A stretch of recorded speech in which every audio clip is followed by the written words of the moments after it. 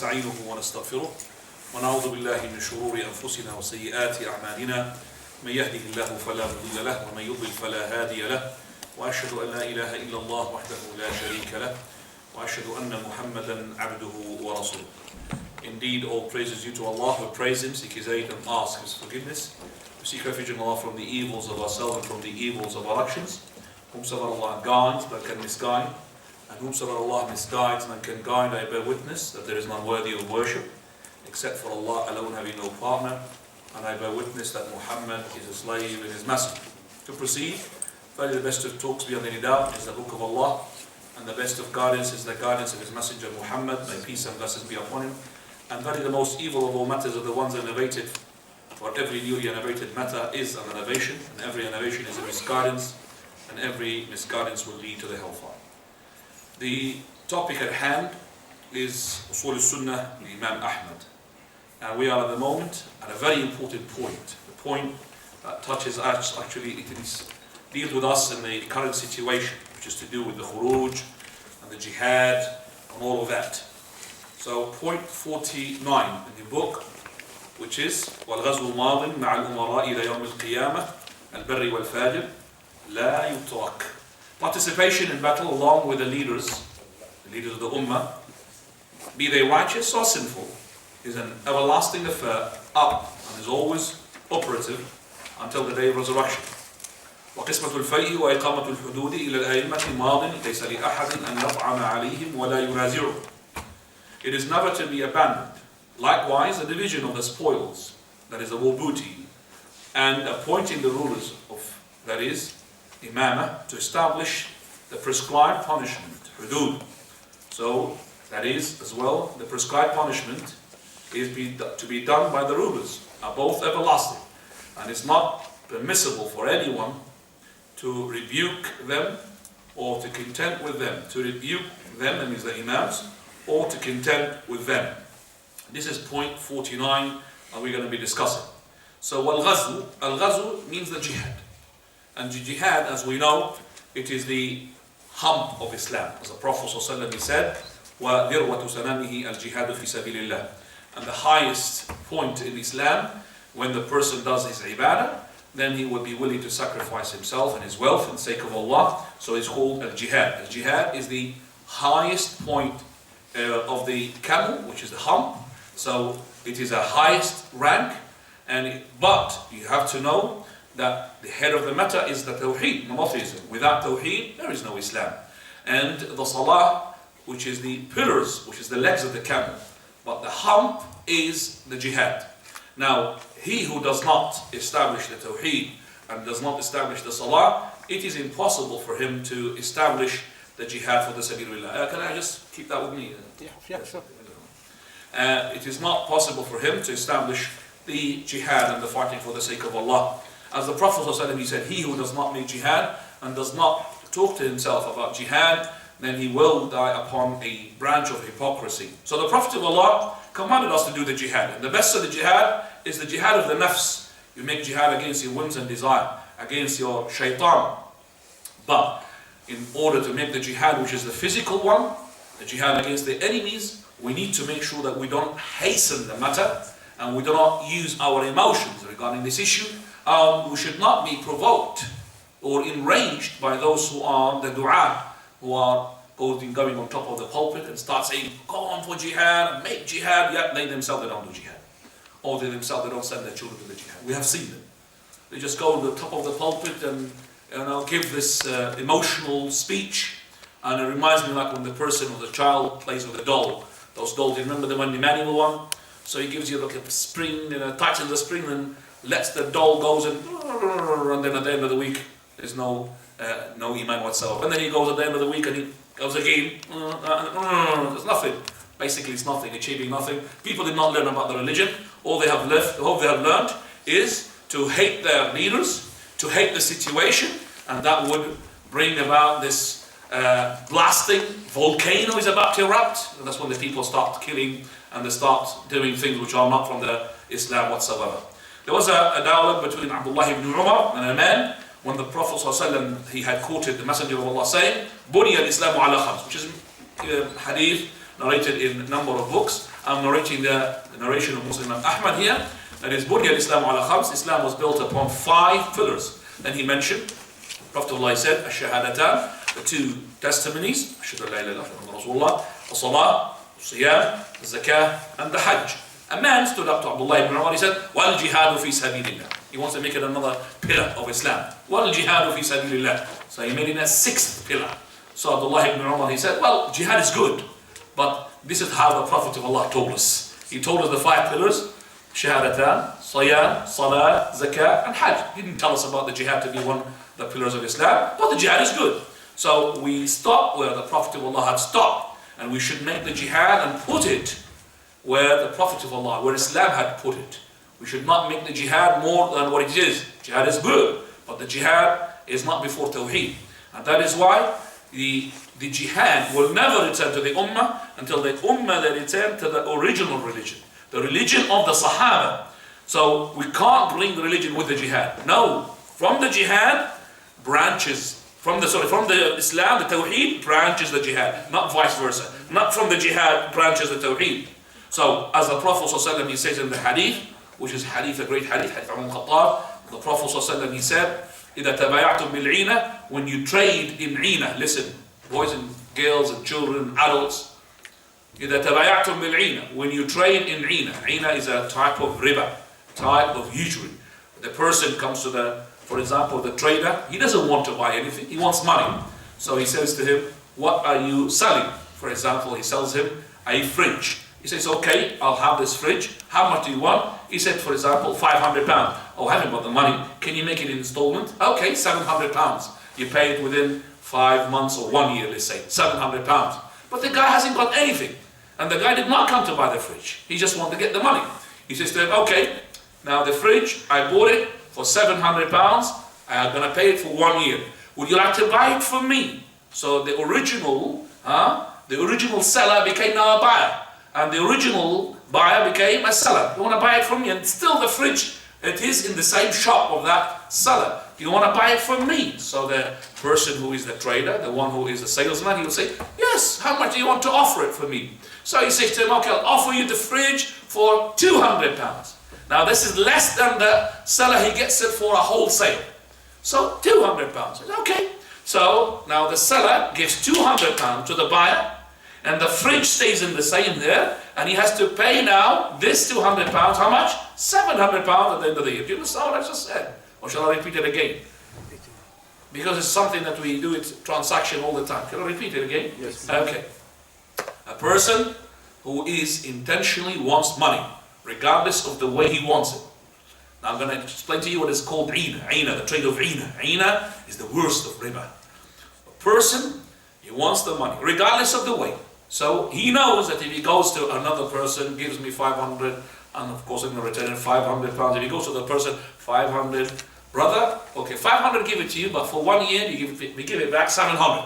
That's clear cut riba. Oh, haram, you know. Oh, brother, how dare you? You want to give me, you know, riba. You want £700. Okay, brother, what do you want with this 500? Okay, I want a fridge. I've got your fridge here. All right, I've got your fridge here. How much do you want that fridge? Okay, well, £500. He doesn't want the fridge. He wants the money. Okay, £500 cash, but £700 in 1 year. So the guy accepts. Okay, £700. Whether he takes the fridge outside the shop or whether he leaves the fridge in the same shop, it doesn't matter.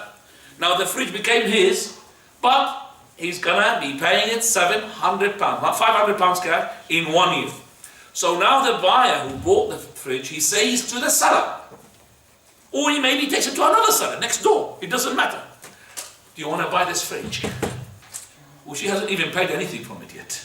Do you want to buy this fridge? Whether it's the same seller or a different seller. The seller, he would say to him, because he knows he's in need of money, yes, how much do you want to offer it for?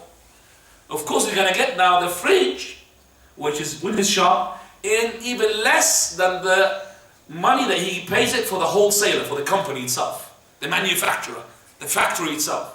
Okay, let's say £300.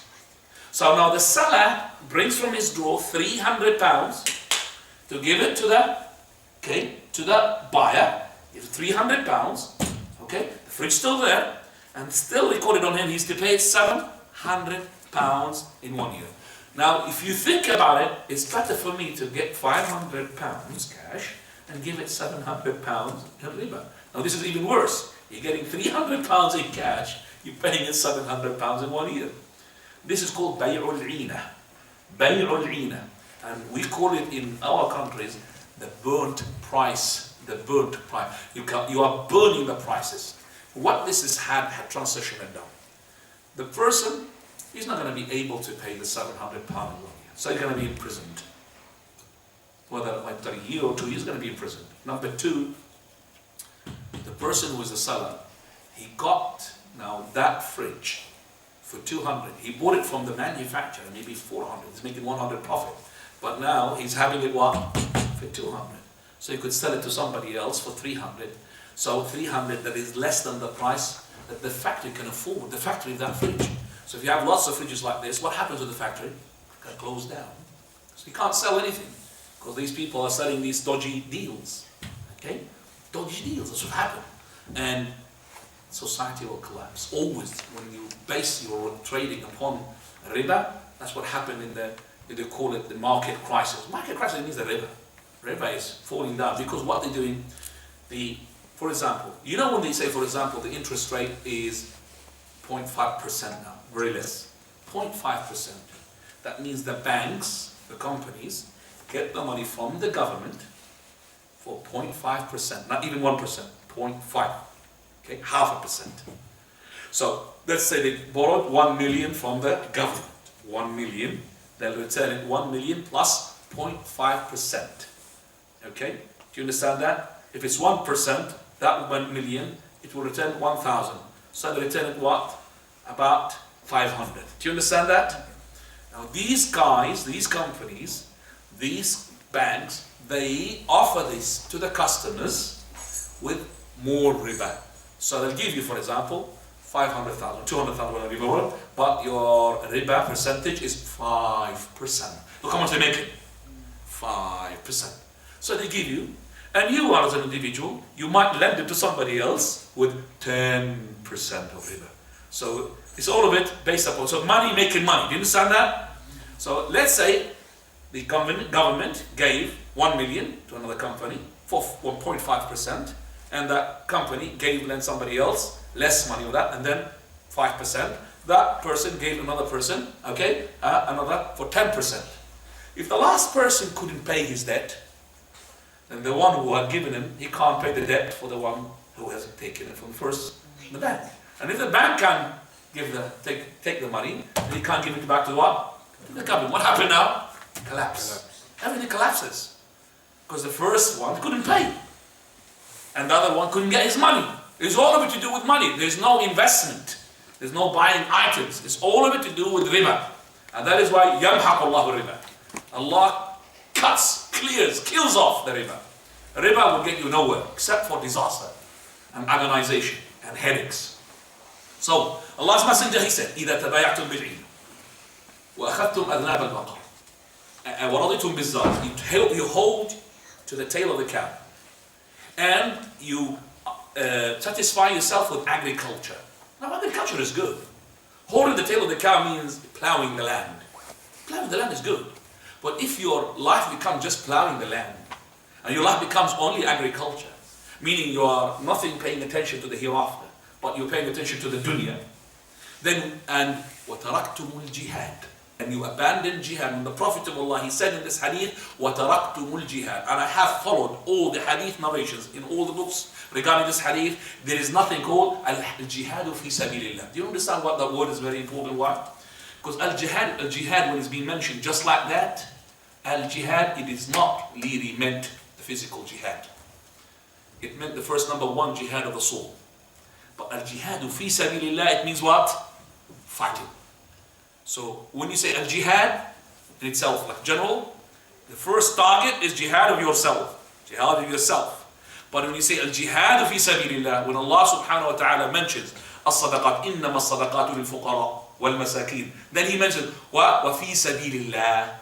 Here, fi sabilillah means what? Fighting for the sake of Allah.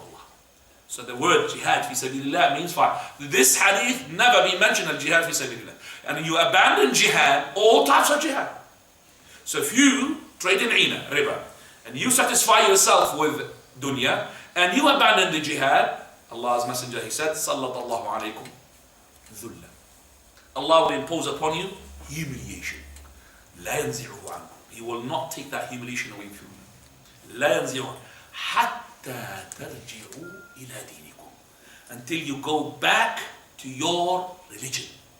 So listen to this, that you will never ever be able to be lifting off this humiliation. The enemy is taking your land, the enemy is doing whatever they want in your land, unless you go back to your religion. You see, the person who loves the dunya, how can he make jihad?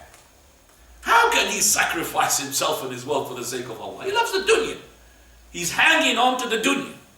And he's gathering. Jama'a malan wa'addada. Counting the money all the time. He can't leave that dunya for the sake of going, for example, exposing himself to the danger of being killed. No way. This is really a normal, a rational equation. A person who is hooked into the dunya, you think he's going to go to the jihad and go and kill himself? No way. He's going to leave his Mercedes and his car and his house and his... No way. It's not going to... He's too much into the dunya. He's up to his ears. He's drowning. No way he's going to put himself in danger for the sake of Allah. So, now, the person, they will never go to Allah if he's hooked into himself to the dunya. إِثَّاقَلْتُمْ إِلَى الْأَرْضِ. Allah says, إِثَّاقَلْتُمْ إِلَى, clinging heavily to the earth. That is what is happening to the people. So you will never go to jihad until you go to dinikum. Whose deen? Which deen? Deen al-Sahaba. The first deen that came with the Prophet ﷺ, not this corrupted deen that the people are worshipping now. Pir Sab and Sab Pir and all of that. This is not the deen of the Sahaba. You go back to your deen. And the Prophet of Allah, he said, dinikum. Look at that. The deen, who do you belong to? The deen, does it belong to who? To Allah. But the Prophet of Allah, he said, حَتَّى تَرْجِعُوا إِلَى your deen, your religion. So there is no religion without you. And there is no you without your religion. You have to have that equation. There is no way that religion will be established without you. How can you establish it without people? And there is no way to establish yourself upon no humiliation without the religion. So remember that and remember it very well.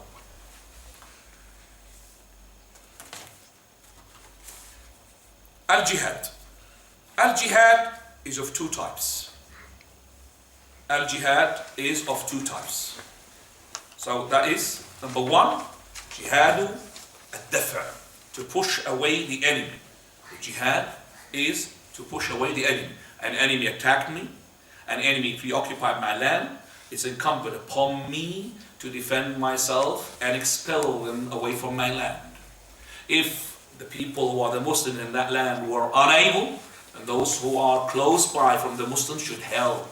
Help, not individually, help in what?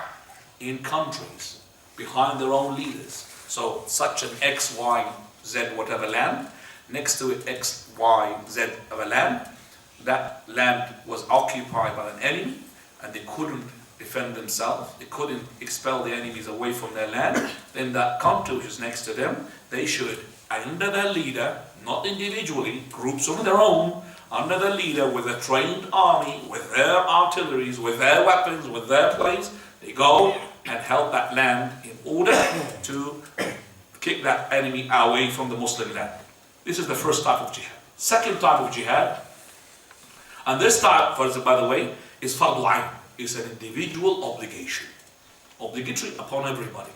So now, for example, Al-Yahud, the Jews, had occupied Palestine. And Palestine being stolen by the Jews, Israel, the land of Israel. They call it Israel. It was Palestine. Now, the jihad is incumbent upon the Muslims who are in Palestine. But they are unable. So they are unable, the countries who are next to it, they have to help. If they are not able, then the countries. So the Muslims, all of them are sinned. All of them are sinned until that land goes back to the Palestinians. But because we don't have the power, we don't really have the power to drive away that person who had, or those people who had occupied the land, then we don't have the power, we should not now initiate what we call it bandits or groups of people and doing that on this, because it's not. We have to go by our own leaders. So Saudi Arabia, their own leader, if he wants to make the jihad, and or for example, around the country, all the Muslims are athimun, they are sinning, because it's an individual obligation. Second type of jihad, the jihad al-fath. Jihad al-fath is to make the word of Allah is the uppermost, and this is fardu kifaya. This is a collective obligation, a communal obligation, and it's not fardu ayn. This jihad al-fath, which is to make the da'wah of Islam propagate, has to be conditions. Condition number one, you have to have the imam, the leader, al-imam. Al-imam is the junnah, is the shield. Behind him, we have to fight. So he is the one who will initiate that jihad. We fight behind him, and we shield ourselves behind him. If he commands with taqwa and justice, then he is having a lot of reward. But if he does not command with taqwa and justice and tyranny he was, then he will have a portion from that tyranny. And the Prophet ﷺ, he said, any leader who leads even 10 people, just 10 people, ما من أمير على 10, 10 people, except that he will come on the day of resurrection being tied up, حتى يفكه العدل, until justice will untie him, or يوبقه الجور, or he will be left like this because of his tyranny and injustice. Even for 10 people, how about leaders who are 10 millions or hundreds of millions? So the current leader, he has to know that he's going to be questioned. Right. So the Prophet ﷺ said, إِذَا اسْتُنْفِرْتُمْ فَانْفِرُوا. If the Imam said to you, jihad, go, you have to make jihad. This is the jihad, not against the enemies attacking you, is actually to expand the Islamic land in order for that land to have Islam religion. If that country, which is a non-Muslim country, had opened its land for propagating the deen, and there's no restriction, then there is no fight from the Muslim against that land. If any land had opened its land for a Muslim to come freely and propagate the deen, do you understand that? Then there is no way for the Muslim country to take an initiative and fight that land, because they are allowing them to what? To spread the deen. They're not restricting them. They're giving them to build masajid, they're giving them to make da'wah, they're making them to do whatever they want. Okay? Then there is no fight from the Muslim land to that land. Because that's what it is. But if they blocked them, they stopped them, they said no way, there is no restriction on the hijab, restriction on the thing, you can't have it, they can't fast like in China, they can't fast even Ramadan, then the Muslim country will take initiative. No, we have to fight them in order to make them to give freedom. Under the Islamic law, there is no freedom that any religion can get more than they get under the Islamic law. When the Muslim rule, Christian, they could practice their Christianity. Jews, practice their Judaism. Fire worshippers, whatever they want. Atheists, they could worship whatever they want, as long as they worship it within their own houses, their own temples. They don't really propagate it. They are allowed to do that. Under the Muslim land, Christian church will be protected, and synagogue Jews will be protected. No, we will not. But we will not allow for any, even though that is a freedom of ours to build masajid here, but we're not allowed to make any person, whether he's a Muslim or non-Muslim, to make something openly that would be against Allah subhanahu wa ta'ala's law. If you understand what I'm saying. Second condition, so we said the first condition is the Imam. Second condition, we have to have the land. To make this fight for expanding the da'wah, we have to have our land, a dar, to go back to it. We have to go to the, to an army that we could really protect ourselves. So there's an army, there's a land, there's a country. Third one, a raya. clear standard. A raya, clear standard. That means it's a raya which is Islamic. We're not fighting to establish for example, the tribe of so and so, or the clan of so and so. We want everybody to speak Arabic. No, that's not really an Islamic raya. We want everybody to be Zanzibaris, for example. So it is not a Jahiliyyah standard, it is an Islamic standard. As the Prophet ﷺ said, من قاتل تحت راية عمية ينصر عصبية فقتلته قتلة جاهلية. He who fights under a standard which is a blind one and is calling to factionalism, then if he dies upon an un-Islamic way. Now let's listen to our Sheikh al-Albani, what he says in his elaboration in Al-Aqidah al-Tahawiyah, and the point is 77. The point in Aqidah al-Tahawiyah says, and Hajj and Jihad are to be going along with the ones who are in leadership from the Muslims, whether they are the righteous or the rigid.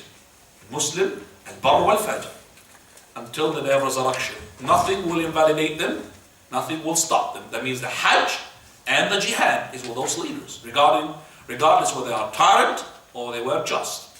So and Sheikh al-Albani elaborates on the word Jihad. وَعْلَمْ, and know for a fact that Jihad is of two types. First one, fardu ayn, is an individual obligation. And this is against the enemy, the one attacks the Muslim lands, like the Jews who have occupied Palestine. So the Muslims, all of them are to be sinned until they come out of it. And the second type is the one which is a communal obligation. If someone had done it, then the sin will be taken away from the others. And this is the jihad in order to transfer the da'wah of Islam to the other lands until Islam would rule it. So he who had surrendered from its land, from its inhabitants, he who had surrendered, then it's okay. If he stopped and hindered the call of deen of Islam, he will be fought until the word of Allah to be the uppermost. This jihad is to be continuous until the day of resurrection, just like the first one. And here he says, and regrettably say, some of the writers, the novelists or the writers from the Muslims, they deny such a jihad. Not only that, they say that from the Islamic merits is not to have that type of jihad. Why they say this? Because of their weakness and their inability to make the jihad. And the Prophet ﷺ, he was correct when he said, the hadith which I quoted, إِذَا تَبَعَتُمْ بِالْعِينَ فَأَخَذْتُمْ أَبْنَابَ الْبَقَرَ وَرَضِيتُمْ بِالزَّرْعِ, to the end of the hadith, which is hadith al-Silsila al-Sahiha, number 11. Going back to the book, قال الإمام أحمد وَقِسْمَةُ الْفَيْءِ, in the point number 49, the same point, and dividing the war booty and establishing the prescribed punishment is for the imams or the leaders, and is to be continuous. No one to rebuke those imams and no one to contend with them. We found Minhaj al-Sunnah on the authority of Ali ibn Abi Talib radiyallahu anhu.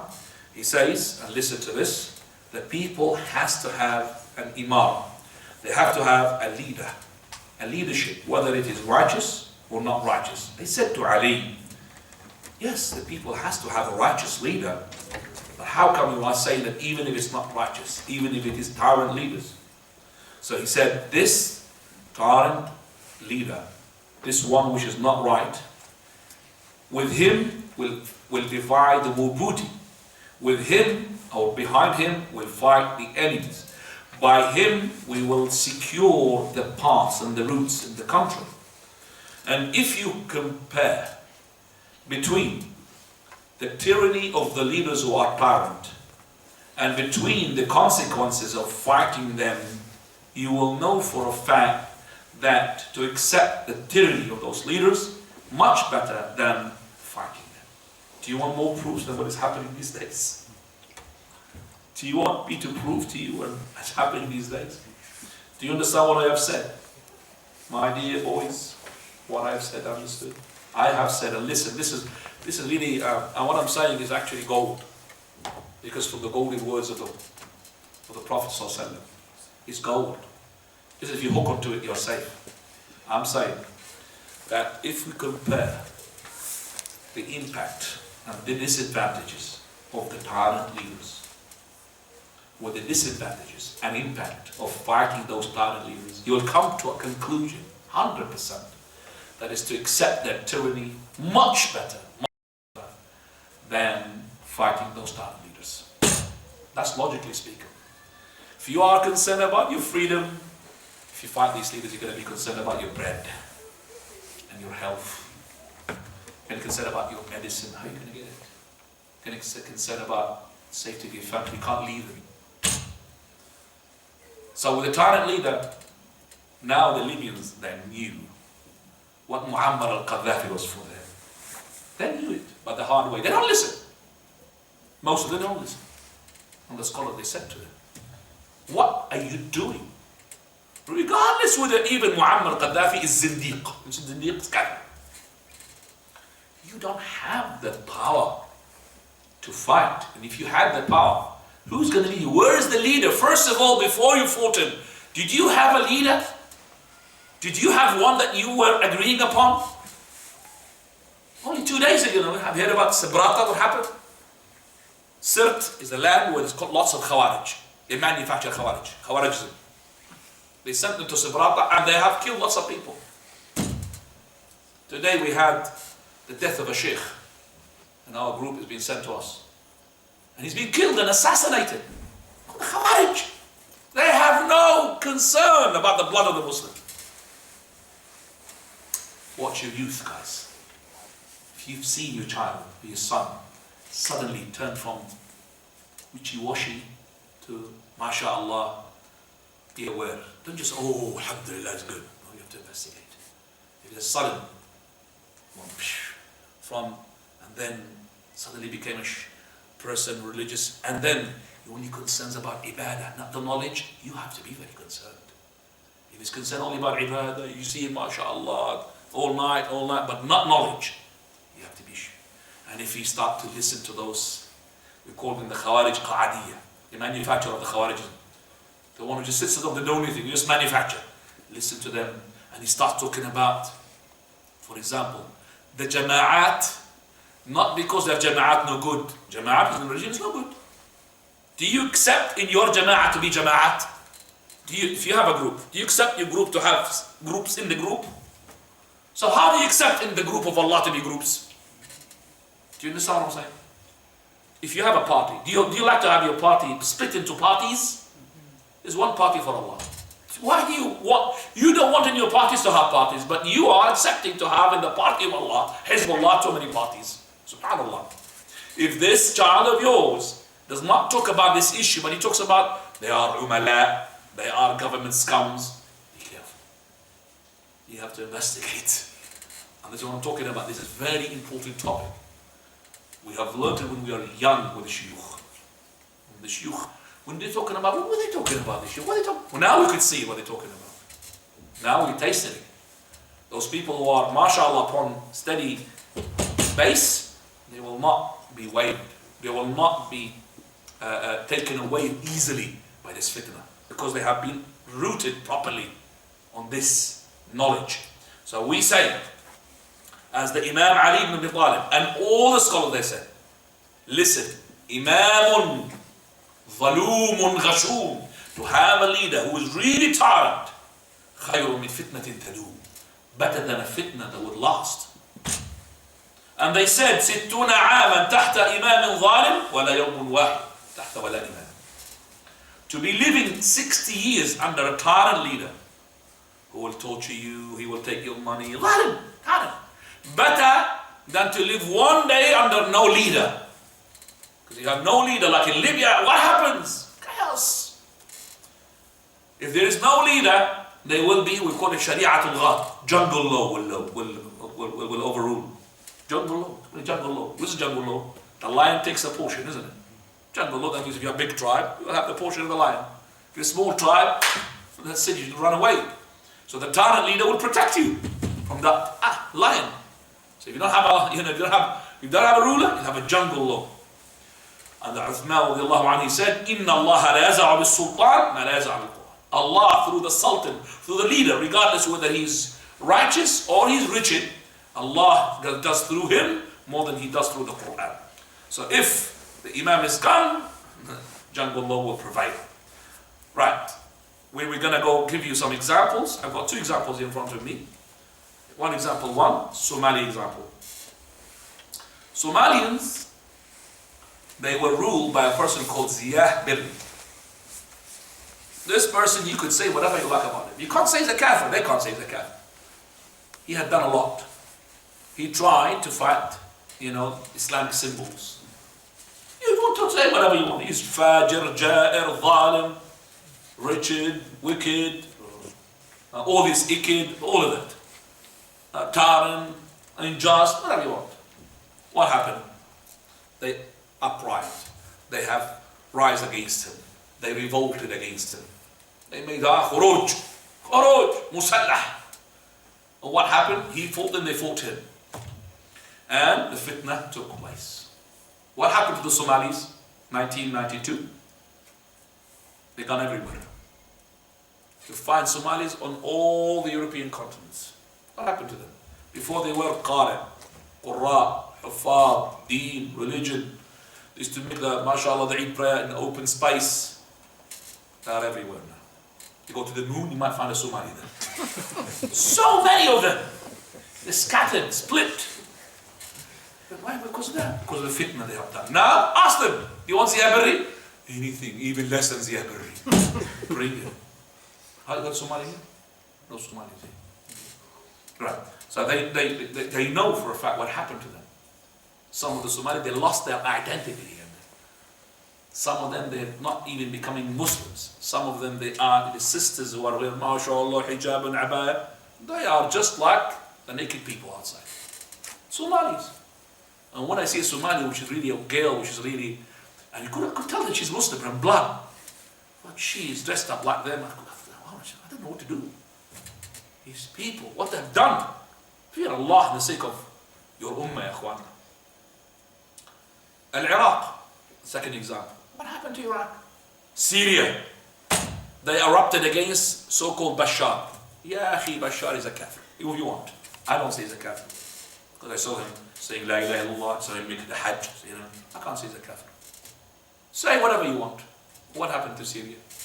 Wallahi, Syria to get back to its what he was on, it needs thousands of years, not 100, thousands of years to go back as it was. It's totally demolished. People that don't have food. They don't have food. And who's ruling now? Jama'at. You don't know what Jama'at. Da'wah, Hizb al-Ahrar, مش عارف. So many.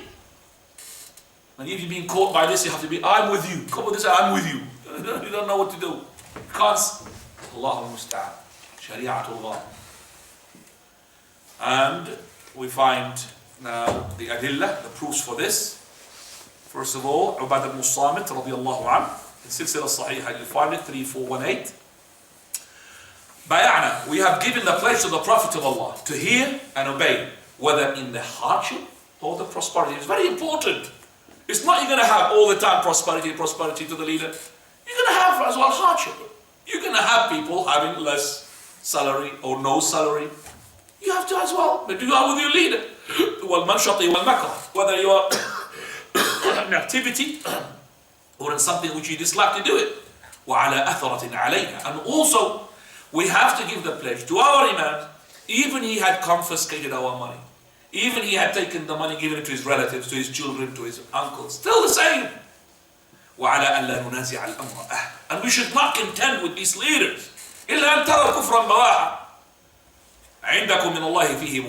Unless you see a clear-cut kufr. And you have from Allah a proof. What is that kufr? For example, he's telling you, don't prostrate to Allah. Don't make the salah. You tell me which one of these Muslim so-called talent leader who told these people, don't make siyam, don't make salah. You find none of them. None of them had said it. Even Muammar al-Qaddafi. Muammar al-Qaddafi, there's not even alcohol shop in the whole of the country. You know that? There's not alcohol. He's not allowing it. There's no alcohol shop in the whole of the country. I'm not saying he's a good man. Okay? There's not an alcohol. It's not allowed. to have an alcohol shop. And how many prizes he given as well at the time to those people who are getting the best in the Quran. Yes, I know that he's got something wrong with his brain, but I know that there are lots of things that from every 10 Libyans you'll find 7 Huffaz. That's the percentage, that's the ratio. Now from every 10 you'll find 7 killed. That's the ratio. So 10 or 7 Huffaz, mashallah. 7 who are memorizing the Quran. Libyans, mashallah. That's what you find, for example, Imams. They're always exporting Imams of Hafid to the Taraweeh prayer. Manufacturing. What is the manufacturing? It's happened, it's finished now. Finished. That's it. All of it happened because of this, we call it the barakah of the Thuwar, the revolutionaries. Oh, Allahu Musta'an. Allahu Musta'an. People, they don't listen. Wallahi, they don't listen. As soon as this man, he got no knowledge, and he becomes the sheikh of everybody. And when he talks in front of people who are ignorant, people think, oh, he's good. And he graduates students himself, and he's ignorant. How can an ignorant graduate students yet? And he's taken over the budget and all the money. This in Syria. Subhanallah. And when he comes in with the scholars, he knows that he's nothing. But because he is the head of the Allahu Musta'an. Maybe, I'm going to talk about them in a bit more, inshallah, in a minute. Right, this hadith also says, قال إلا أنت, if you see kufr bawah, then yes, عندكم من الله فيه برهان, وعلى أن نقول الحق أينما كان. And to say the haqq wherever we are. لا نخاف في الله لومة لائم. We fear in Allah's sake nothing, not the reproach of anybody. Here we have Imam al-Albani said, this is the jur'ah fi qawl al-haqq, this forwardness or this daring of saying the haqq. We should not be scared to say it, but it has a frame fi hududiha, and it has stipulated principles in Sharia wa dawabituha shar'iyya. فلا نرضى بالمنكر, we don't really accept the evil, ولا نطيع في المعصية, and we do not obey in the sin, but we never pull our hand from the pledge. This is the wasatiyya, this is the salafiyyah. We do not obey when somebody tells us to disobey Allah Azza wa Jal, but at the same time we don't revolt against him. This is the wasatiyya. Wasatiyya means not to be extremist. Wasatiyya, to be in the middle. So we don't really obey him if we can. If we don't fear our life, we don't obey him if he asks us to disobey Allah, but we don't pull our hand from the pledge. فَلَا غُلُوٌ وَلَا تَقْصِيرٌ, not to go extreme and not to as well water down. No watering down and not to go extreme. قال, because for verily taking off the Khalifa, revolting against him, making a coup against him, it will result into very severe hefty circumstances. And we know that. And we have seen it with our own eyes. So, Imam Ahmad regarding this issue is that he put this points at the end of his treatise, which is the Sunnah, because of its importance. If there is any khalal, that means shaky, wavy, or something like wrong with understanding of this, it will result to destruction of this ummah. So we have to have this Salafi understanding of this. Okay? And if you have a dua, and Allah said to you that this dua will be responded to, you keep it to the Imam, you save it to the Khalifa. And this is what Al-Fudayl ibn Iyad, he said, this is what Abdullah ibn Mubarak and Sufyan al-Thawri and all of these great scholars, they have said that if I have a supplication which Allah will fulfill for me, I will keep it to whom? The Khalifa, to the Imam, nobody else. Because with the Khalifa, salahu kulli shay. Let's just talk about the way how to advise the leader from the Sahaba understanding. We have two companions here. One is called Hisham ibn Hakim, and the other one is called Iyad ibn Ghun. Iyad ibn Ghun, he was being put as a leader, and Hisham ibn Hakim was in his army. Iyad ibn Ghun, when he came to a place called Dara, it's from Nasibin and Mardin, places which they used to exist there, a city. And he came to the mayor of Dara. And because he's done something wrong, what he did, he had actually jaladahu, he had lashed him. So Hisham ibn Hakim, in front of everybody, he said to him, you know, this is no good. what you have done is not right. So Iyad ibn Ghurm, which is the leader, the Sahabi, he was upset.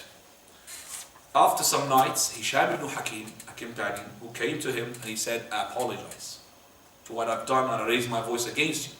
But I've done this because I've heard the Prophet ﷺ saying, the one who is torturing the people so much in this dunya, he will get the severest punishment on the hereafter. That means I'm trying to save you. I'm trying to advise you. To say to you that the one who punishes the people so much in this dunya, he will give the biggest punishment in the hereafter.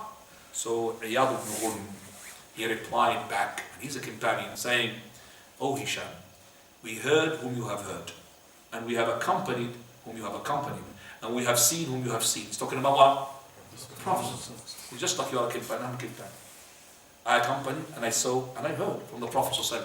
But didn't you hear the Prophet of Allah, he said, من أراد أن ينصح لي سلطان, he wants to give an advice to somebody who's in leadership, somebody who's in authority, فلا يبدي له علانية. You should not speak to him openly, in front of everybody, in front of to humiliate him. You should not speak to him openly. ولكن ليأخذ بيده. قال, let him take his hand. فيخلو به. He was on his own. Nobody else. يخلو بيده. فإن قبل منه فذاك. If he accepted what he had said to him, Alhamdulillah, let him praise Allah. But if he did not, then he had done what he's supposed to do. You fulfill your obligations. So take his hand if you can. Leader, I want to speak to you on your own. Khalas. And verily, O Hisham, you are daring yourself onto the sultan, to the leader. Aren't you scared that one day you're going to dare yourself against a leader? Then he will kill you. And then you will be labeled as the killed one of the leader that been appointed by Allah the Almighty. Qatilu sultanillah. Because this sultan, regardless whether it's tyrant or not tyrant, if you've been killed by him, this sultan, Allah has given him the power. So remember that and grab onto it. And Al-Albani says, rahimahullah, in this hadith there are lots of advantages, lots of benefits that we learn from it, and lots of issues from the fiqh. The ulama talked about it so much, Ibn Hajar al-Asqalani especially in Fath al-Bari. But the most important thing for me, not for me, Sheikh al-Bari said, the most important thing for me is that in this hadith is a clear refutation for the Khawarij who had revolted against Ali ibn Abi Talib, the leader of the believers. For verily they know, for no doubt, that they did not see any clear kufr from him, but yet they made his blood to be lawful, and to be the fighting with him is lawful, and to shed the blood of the people who were with him to be lawful. And that is why Ali, he was being pushed to fight them and to uproot them. So none of those had been saved or got away with it, except for the little, for the few. Then yet they were betrayed. They betrayed Ali ibn Abi Talib, as is being known in the history. So what is being intended here? That these Khawarij, have given a bad role model. They gave a role model, something which is bad, by revolting against the leaders of the Muslims. On the days, on the history, you could see them, even though the Prophet ﷺ had warned against them in so many ahadith. Al-Khawariju kilabun nar. The Khawarij is the dogs of the hellfire. And even though they haven't seen clear-cut kufr from those leaders that we have seen at the moment, and they have seen maybe just tyranny and wretchedness and dhulm, but they still, some of those Muslims, they are still, who haven't got any understanding properly in the religion, they have seen that those leaders who do not rule by the laws of Allah to be kuffar. So they said we should make a coup against them without consultation with the people of the knowledge, the people of the hikmah, the people of the wisdom, but they just followed what is in their head. And they made a big fitna, and they shed so many blood in Egypt, in Syria, in Algeria. Sheikh al-Albani is talking this time, by the way. Sheikh al-Albani did not live to see the more blood that has been shed in Egypt, and see again in Egypt, in Syria, Algeria. And before that, the Haram's fitna. You know what's the Haram fitna? In Juhayman. The one who had taken the Kaaba, hijacked the Kaaba. He had made, because he said those Saudi Arabians, they don't rule by the laws of Allah. So what he did, he smuggled weapons, and he had as well people to follow him.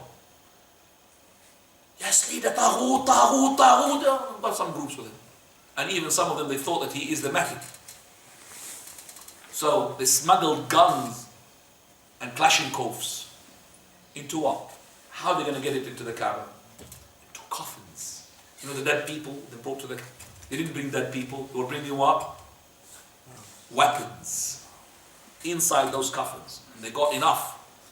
And they shed the blood and killed people. Until the order came from the authority. That's it. Because they did not surrender. So they put the water in the haram and they put the electric into the water to get them out. And that's how they electrify them. And then the ones who got away, they have ruled the scholars that they should be what? Killed. Because they're killers. And they're killing in the name of Allah. So they're killing people, Muslims. They're all coming to the haram, Muslims. They killed them, subhanallah. So, Sheikh Al-Albani is pointing that out. And he says that we believe that many of those youth, they are sincere. They are seeking the bounty. They're seeking the pleasure of Allah subhanahu wa ta'ala. But they have been deceived. They have been fooled. They have been tricked. So I want to give them a sincere advice. Not me, Sheikh Al-Albani is talking. I want to give them a sincere advice. And something to remember, to remind them that they will learn their mistake. And maybe inshallah they will be guided. So I say to them, it is known that the Muslim is always commanded according to his capability. The Sharia will command you something within your capability, nothing which is over your capability. So even the pillars of Islam, for example, the Hajj, Allah says, وَلِلَّهِ عَلَى النَّاسِ حِجُّ بَيْتِ الْبَيْتِ مَنِ اسْتَطَاعَ إِلَيْهِ سَبِيلًا. That is, on the Allah Azza wa Jalla is making incumbent upon the people to make the Hajj as long as they are what? Capable. So this is, without any further details, it shows us with clear concept that the Sharia does not burden you with something you're not capable of. Now, if it is the case, we should really remind of two facts, Sheikh already says. And number one's fact, that the fighting of the enemies, it has to be preceded by bringing up the sword, to submit to the laws of Allah and follow it. Like the Prophet ﷺ said, Al-Mujahid, the real fighter, Man jahada nafsahu bi ta'atillah, the one who fights himself in the obedience of Allah. And the second fact is that this jihad requires a preparation, which is materialistic preparation, in the money, in the body, in the weapons, that will make an impact in the enemies. For Allah subhanahu wa ta'ala had commanded the believers, the companions, to do it. وَأَعِدُّوا لَهُمْ مَا اسْتَطَعْتُم مِّن قُوَّةٍ وَمِن رِبَاطِ الْخَيْلِ تُرْهِبُونَ بِهِ عَدُوَّ اللَّهِ وَعَدُوَّكُمْ. And that is in Surah Al-Anfal, verse 60. Prepare for them whatever you can from the power and from the horses. You terrorize the enemies of Allah and the enemies of yours. And if you don't do that preparation, then this is from the hypocrisy attributes. Hypocrite's description, as Allah subhanahu wa ta'ala, He describes it in Surah Al-Tawbah, verse 46. وَلَوْ أَرَادُوا الْخُرُوجِ لَأَعَدُّوا لَهُ عُدَّةً. That is, if they wanted really to go and fight along with us, they would have prepared themselves, but they did not prepare themselves because they didn't want to go. They left and they said, oh, we can't go because our house is being not protected. So they went back. So they already planned not to go. That's why they did not prepare. So when we don't prepare, we have the same character of those hypocrites. So he says, وَأَنَا أَعْتَقِدُ جَازِمًا. And I believe 100%, certainly, that this preparation, which is materialistic-wise in weapons and everything, that it is not going to be a jama'ah capable of doing it without the knowledge of their leaders. That means you can't have a group on their own doing that on their own secretly to do all of that power without their leaders knowing it. So we say, قِتَالُ الْأَعْدَاءِ, that is fighting the enemies of Allah subhanahu wa ta'ala from any group, regardless what group it is before its time. It is not the time. Just like it was at the time of Mecca, the Mecca phase. The Prophet ﷺ and the companions, they've been commanded not to fight, not to make an uprising. There was no such thing. Down, down, Abu Sufyan, down, down, Abu Sufyan. You understand what I'm saying? Prophet of Allah, the companions, Don't you listen or look into that film, it's called The Message, where there is a group of companions coming together, going to Mecca and saying, you've seen that maybe? That is nonsense. That's not really true. It's unauthentic.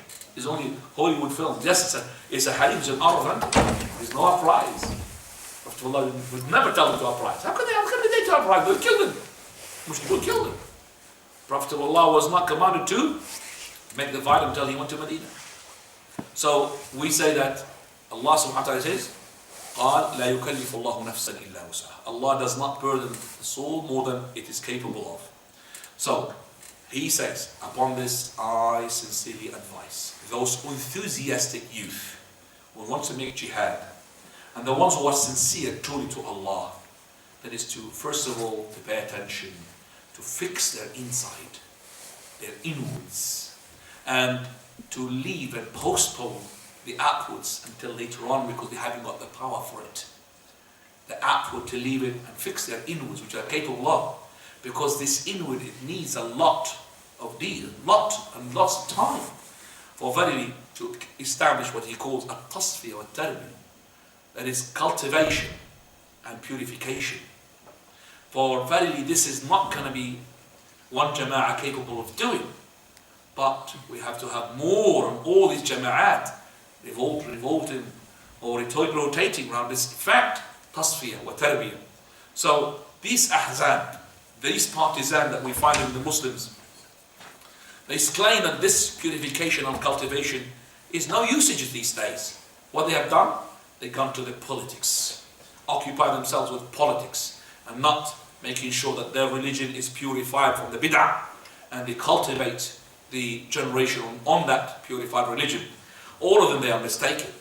For verily, they have done lots of sharia mistakes, and they've gone against the religion, and they have as well, they made blind following. And those are the ones who had made lawful what Allah subhanahu wa ta'ala made unlawful.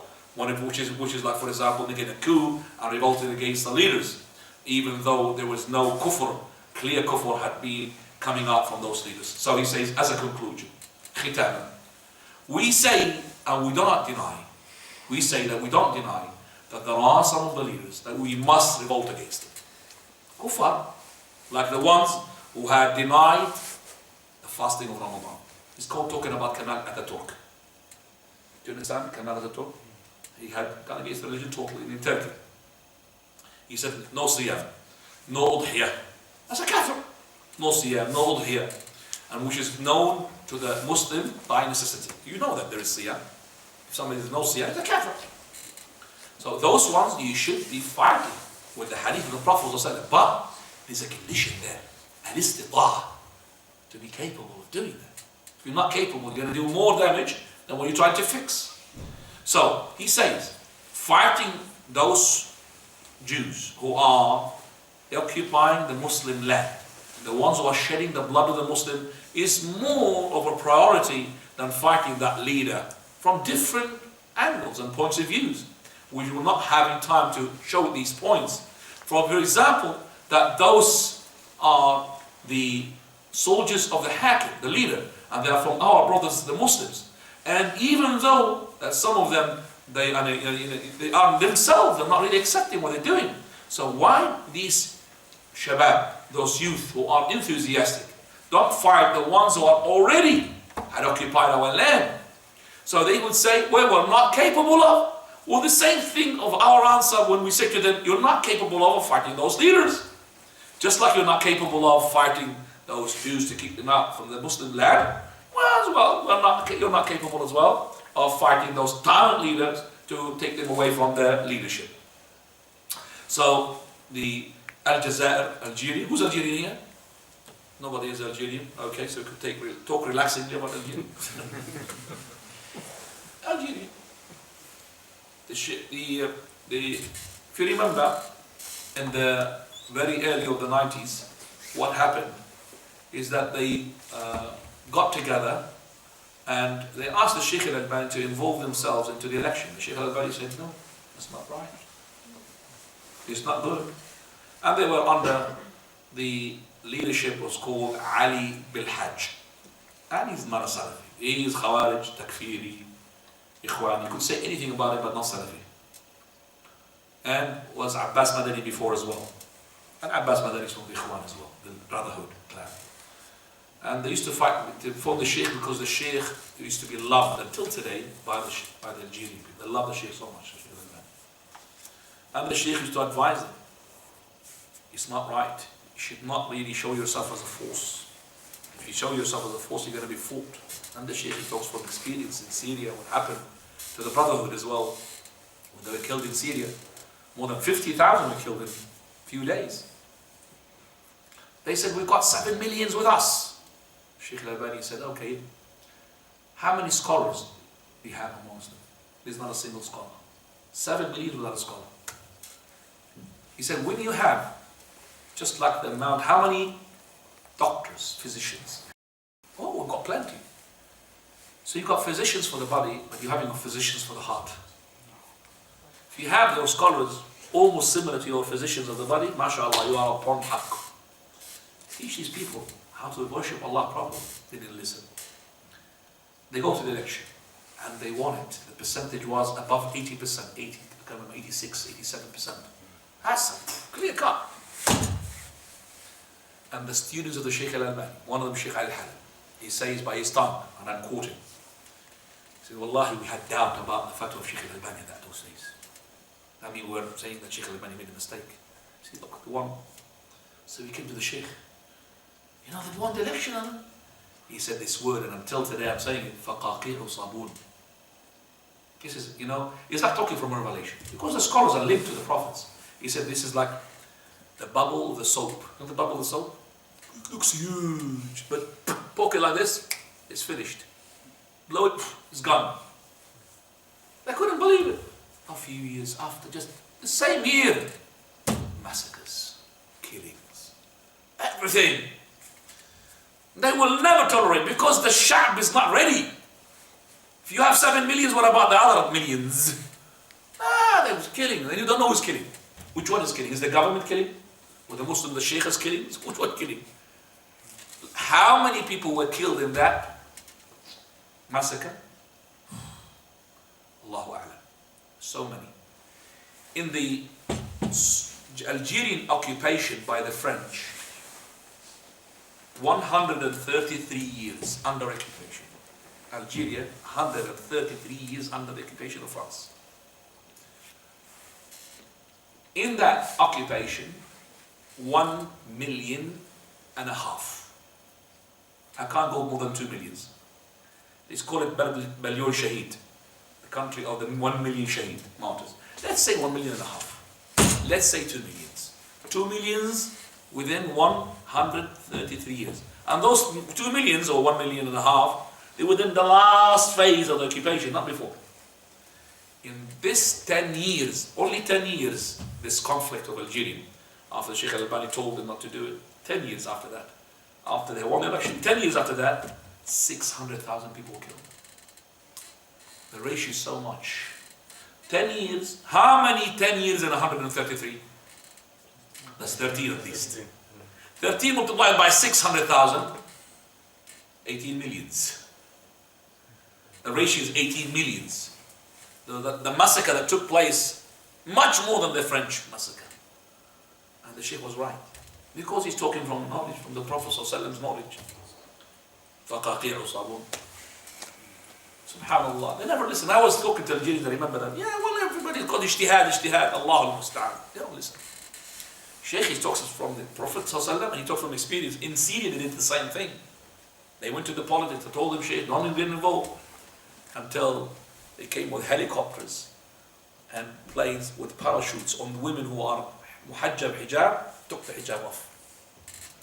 They entered in Hims, Hamah, Madbahat Hamah, Tadmur. 50,000 people were killed. The tank comes onto the person inside his house and kills the whole family. Okay? That's what happened. 50,000. Thawra al-Musallah. What for? You don't listen. Blood of the Muslim just like that. The blood of the Muslim is what? Blood of rats. You know, rats. 50,000 rats have been killed. The United Nations will give a resolution against one country. They have killed 50,000 rats. The rats have been extinguished. No good. And 50,000 human beings. Imagine 50,000 cats were being killed. Come on, 50,000 dogs. That's more precious now.